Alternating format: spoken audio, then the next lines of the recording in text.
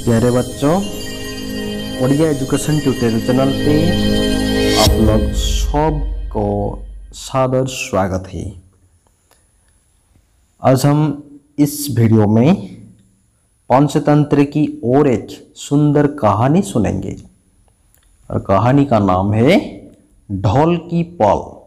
ढोल की पल। तो आओ शुरू करते हैं।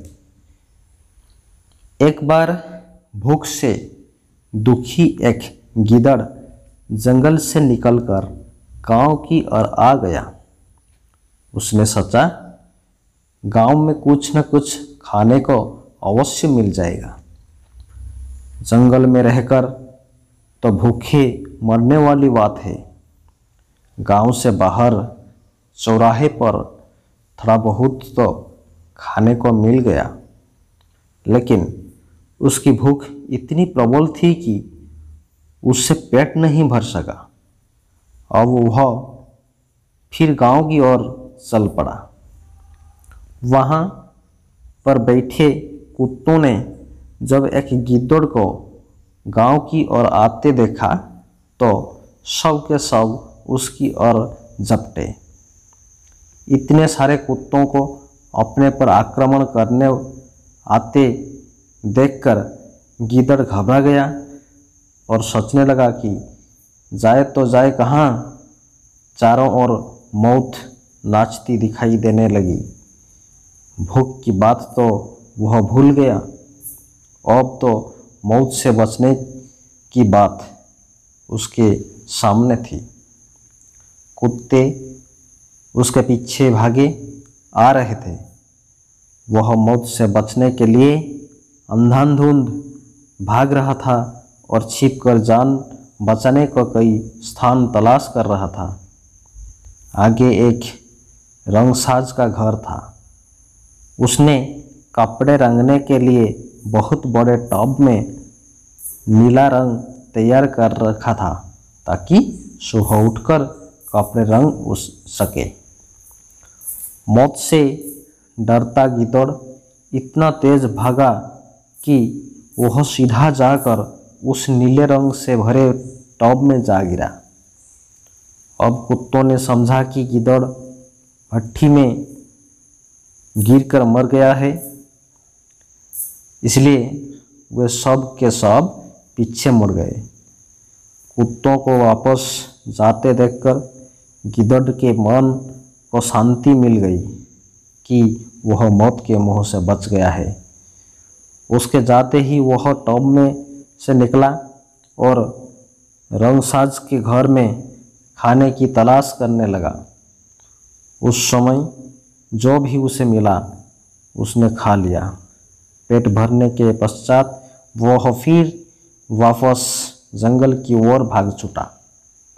नीले रंग के पानी में डूबकर वह पूरा नीला हो चुका था। इस हालत में उसे देखकर कोई कह नहीं सकता था कि यह कोई गिद्दड़ है। जैसे ही वह जंगल में वापस आया तो जंगली जानवरों ने उसका गहरा नीला रंग देखकर बड़े आश्चर्य से उसकी ओर देखा। उनकी समझ में यह बात नहीं आई कि यह नीले रंग का विचित्र जानवर कोई गिद्दड़ भी हो सकता है। पूरे जंगल में इस विचित्र जानवर को देखकर हलचल सी मच गई है। सब जानवर उससे डरने लगे और डर के मारे इधर उधर भागने लगे। गिद्दड़ समझ गया कि यह सब के सब उससे डर रहे हैं। अब तो उसमें एक नया जोश आ गया। उससे ऐसा लगा कि वह काफ़ी शक्तिशाली हो गया है। तभी उसने भागते हुए जानवरों को आवाज़ दी, भाइयों, इससे डरो मत। हमें तो ब्रह्मा जी ने आप सब की रक्षा के लिए भेजा है। आज से हम इस शेर को सेनापति तथा महामंत्री, आज से हम इस जंगल के राजा बनकर आप सब की रक्षा करेंगे। तुम हमारी प्रजा हो। आज से हम इस जंगल का राज चलाएंगे। गिद्दड़ के कहने पर सब जानवर वापस आ गए।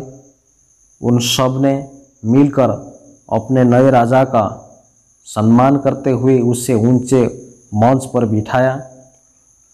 वहीं पर उस गिद्दड़ ने अपने मंत्रिमंडल की घोषणा की। शेर को सेनापति तथा महामंत्री बनाया गया, भेड़िए को रक्षा मंत्री, हाथी को गृह मंत्री बनाकर इस छद्म रूपधारी गिद्दड़ ने अपने आप को जंगल का राजा घोषित कर दिया।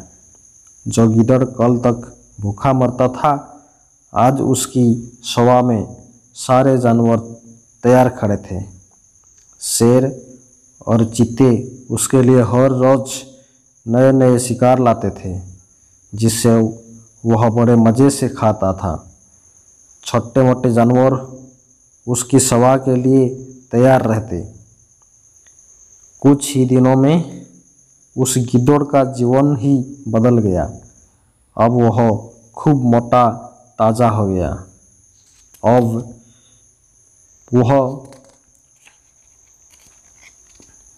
उसके जीवन में आनंद ही आनंद था। खूब खुला खाना, आराम की नींद, सोना। उसने तो कभी सपने में भी कल्पना नहीं की थी कि वह कभी जंगल का राजा भी बनेगा। एक बार साथ के जंगल से गिद्धड़ों का एक बहुत बड़ा दल शोर मचाता हुआ उस जंगल में आ गया। सब के सब मस्त होकर नाच रहे थे, गा रहे थे। नकली राजा गिद्दड़, जिसने ब्रह्मा जी का नाम लेकर इन सब को धोखा दिया था, अपने गिद्धड़ भाइयों को नाचता गाता देखकर अपने तख्त से छलांग लगाकर नीचे उतर आया और अपने भाइयों में मिलकर उनकी भाषा में भी गाने और नाचने लगा। दरबार में बैठे शेर, चीते, बाघ, भेड़िए और हाथी आदि को समझते देर नहीं लगी कि यह जानवर तो असल में गिद्धड़ है, जो हम सबको ब्रह्मा जी का नाम लेकर धोखा देकर हम पर राज करता रहा है। हम लोग आज तक इस नीच गिद्धड़ की जो हुजूरी करते रहे और यह दुष्ट धोखेबाज गिद्धड़ हम पर हुक्म चलाता रहा। कितने शर्म की बात है हमारे लिए। उसी समय क्रोध से भरा शेर क्रोध भरी दहाड़ मारकर उठा और उसे धोखेबाज गिद्धड़ पर टूट पड़ा। गिद्धड़ ने अपनी जान बचाने की पूरी कोशिश की, मगर शेर के आगे उसकी एक न चली। दूसरों को धोखा देने वाला वह छद्म वेशधारी बहुरूपिया गिद्धड़ पल भर में ही अपनी जान गंवा बैठा। ढोल की पल खुल गई। ओके, धन्यवाद।